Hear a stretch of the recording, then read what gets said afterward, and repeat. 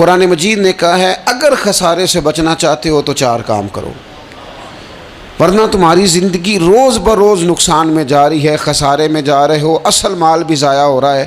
یہ 4 باتیں اگر تم اپنے اندر پیدا کرنے میں کامیاب ہو گئے تو تم خسارے سے بچ گئے۔ کون کون سی؟ الا الذین آمنوا، ایمان لاؤ، پختہ ایمان، یقین کامل کی دولت، یؤمنون بالغیب، غیب پر ایمان، طاقتور قسم کا ایمان، ایسا ایمان کہ جو انسان کو اتنا پختہ کر دے کہ اس کے لیے نیکی کے راستے پہ چلنا آسان ہو جائے اور بدی سے خود بخود اس کی طبیعت و چاٹ ہونے لگے۔ پختہ ایمان ہو، مضبوط، وعاملوا الصالحات، اور پختہ ایمان کے بعد پھر اعمال صالحہ سے اپنے آپ کو آراستہ کرو۔ تمہاری زبان سچ بولے، تمہاری آنکھیں شرم و حیا والی ہوں، تمہارا وجود جب بھی قبول کرے رزق حلال ہی کو قبول کرے، سوچیں ستھری ہوں، نظریات پاکیزہ ہوں، طبیعت خیر خائی والی ہو، کسی کے لیے اچھے جذبات رکھتے ہو، تمہارا وجود نفع بخش ہو، ہمیشہ کسی کا بھلا کرنے کی خواہش طبیعت میں مچلتی رہتی ہو۔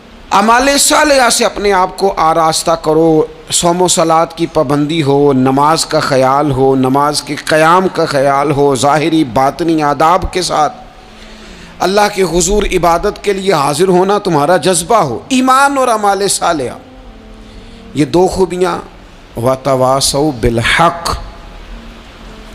پھر ایک دوسرے کو نا حق کی تاکید بھی کرو، نیرا بیٹھ نہیں جانا نیک اعمال کر کے۔ حق نے کی ہیں تیرے ذمے دوہری ذمہ داریاں، خود تڑپنا بھی ہے، اوروں کو تڑپانا بھی ہے۔ نیرا تو نے خود ہی نہیں تڑپنا، تیری ذمہ داری یہ ہے کہ کسی اور کو بھی تو تڑپائے۔ وتواصوا بالحق، تاکید حق کرنی۔ ہمارے اندر نا ایک بہت بڑا مسئلہ ہے، 2 حکم ہے شریعت کے، ایک ہے امر بالمعروف، ایک ہے نہی عن المنکر، نیکی کا حکم دینا اور برائی سے منع کرنا۔ میں نے دیکھا ہے کہ بڑی کمزوری پائی جاتی ہے، نیکی کی بات لوگ پھر بھی کر لیتے ہیں لیکن نہی عن المنکر، کسی بندے کو برائی سے روکنا، منع کرنا، طبیعت ہوتی ہے گڈ بک میں رہنے کی، مزاج ہوتا ہے سب کی آنکھوں کا تارا بننے کا۔ اپنے گھر کے اندر بھی اتنی جرت کا مظاہرہ نہیں کرتے کہ غلط کو غلط کہہ سکیں، حق بات کی تائید کر سکیں، طاقت ہی نہیں ہوتی۔ ایسی عجیب سیاست سکھا دی گئی ہے کہ ہر شخص ایک عجیب رنگ میں اپنی زندگی بتانا چاہتا ہے۔ قرآن مجید کہتا ہے خسارے میں چلے جاؤ گے اگر کلمہ حق تمہاری زبان پر نہیں آتا، اگر کلمۃ الحق ادا کرنے کی تمہارے اندر طاقت نہیں ہے تو تم نے ضائع کر دیا سارا وقت، حاصل کیا کیا؟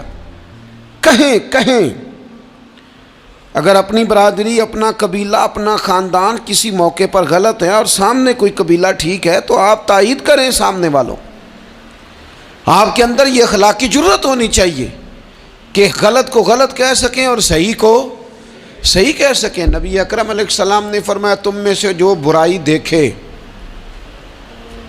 وہ چاہیے اسے کہ وہ ہاتھ سے بدل دے، مظاہرہ کرے جرت کا کہ میں نہیں ہونے دوں گا، اور فرمایا اتنی طاقت نہ ہو تو زبان سے ہی کہہ دے، اعلان کرے برائی کے خلاف، اور فرمایا یہ بھی نہ کر سکے تو دل میں ہی برا جان لے، ذالک اضعف الایمان، یہ کمزور ایمان کی علامت ہے۔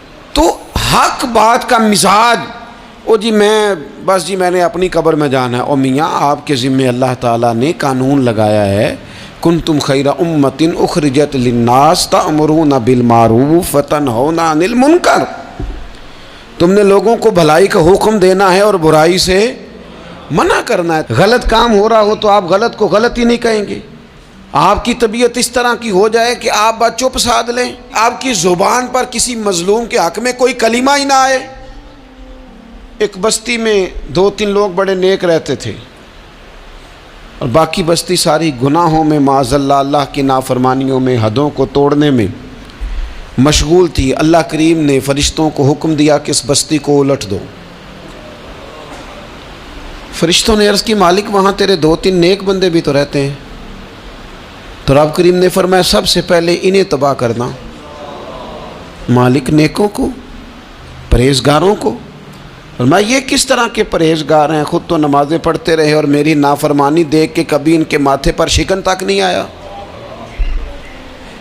کبھی ان کی طبیعت پر بوجھ نہیں بنا کہ لوگ دین کی حدیں توڑ رہے ہیں میں کم از کم زبان سے ہی کہہ دوں، نہ کبھی سوچا ہی نہیں کہ شریعت اسلامیہ کو سر عام پامال کیا جا رہا ہے اور کوئی کلمہ ان کی زبان سے ادا نہیں ہوا۔ پہلے ان لوگوں کو تباہ کرنا خود تڑپنا بھی ہے، اوروں کو تڑپانا بھی ہے، اپنی زندگی میں حق کہنے کا مزاج پیدا کریں، کسی کو روکیں کہ میاں یہاں تو غلط ہے۔ ہم سے لوگ مشورہ لینے آتے ہیں، ہم ہاں میں ہاں ملا کے گزر جاتے ہیں۔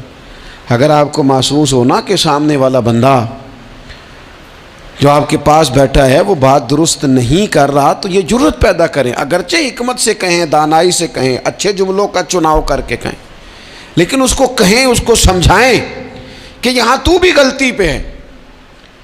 اور غلطی دلیر لوگ مانا کرتے ہیں، دلیر لوگ، بزدلوں نے بھی کبھی غلطی مانی ہے؟ بزدل تو اپنی غلطیوں پہ دلیلیں دیتے ہیں، نہیں میرا یہ مطلب تھا، نہیں میں یہ۔